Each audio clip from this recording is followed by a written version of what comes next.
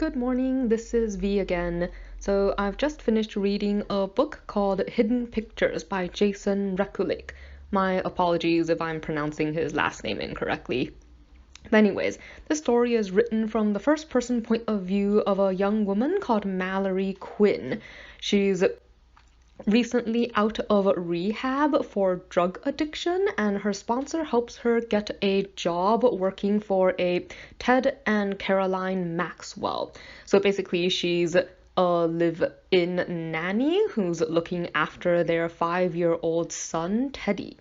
So everything starts with the fact that Teddy, after moving to the new house that the family is currently occupying, has begun to draw a lot of pictures, and mixed in with the pictures that you might expect from any child are pictures that include his imaginary friend Anya, who's this really creepy looking woman, and like these pictures start to take a really strange turn. Like during the time that Mallory is staying there, she starts to get really concerned, and her concerns are only worsened when she discovers that so basically she's staying in a what used to be a tool shed that the family renovated into this sort of like a small side unit, but she learns from a neighbor that there was actually a gruesome murder that took place there more than 70 years ago, where a young woman called Annie Barrett disappeared. Well, everyone assumes it was a murder, but they actually never found the body. It's just that there was a great deal of blood and a body. Well, I guess people expect that she was probably killed. And this sort of leads to the main character's investigation of the peculiar phenomena that are going on, like the idea that maybe the place where she lives is haunted, and that this haunting is somehow communicating or working through the child that she is looking after. So I'd probably categorize this as kind of a supernatural horror story. I personally didn't think it was especially scary, which is a plus, like, for me. Like, because the spirit that you're dealing with is not actually a malevolent one. Like, it's technically a good spirit, even if its appearances and actions and stuff can be frightening. And technically, I think the story ties up really well.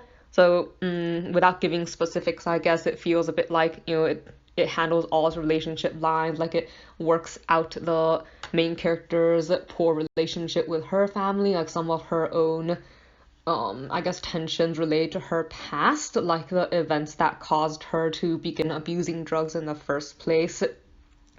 And also, I guess people are reunited with the ones that they're, like their loved ones. Like everything technically works out for the best at the end of the story. But I think there was also a really strong horror element, like not scary kind of horror, like just horror as in, I guess that the events the story reveals and eventually like revolves around just sort of felt more horrible the more I thought about them because of what had happened to the spirit when she was alive, and then also like just what had happened to the child. But anyway, like I said, without going into too much detail, I think that's probably one of the things that I didn't like as much, because it was, something that kind of stuck with me, where, sometimes people do really crazy, nutty things to other people, and, this story sort of arises around that case. And I guess there were some instances where the main character, Mallory, it often felt to me like she lied when she should have told the truth, or tried to tell the truth when maybe lying would have served her better.